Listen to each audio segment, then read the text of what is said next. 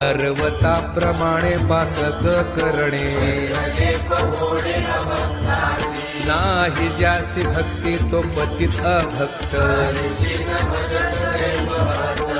अनंत वाचाळ बरळती बरळ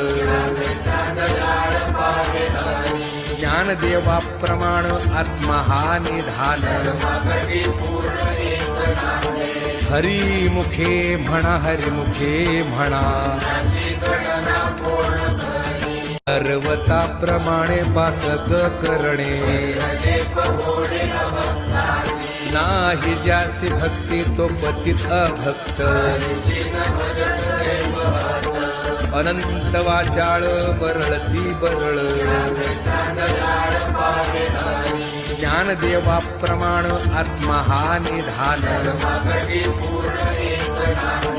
हरी मुखे म्हणा हरी मुखे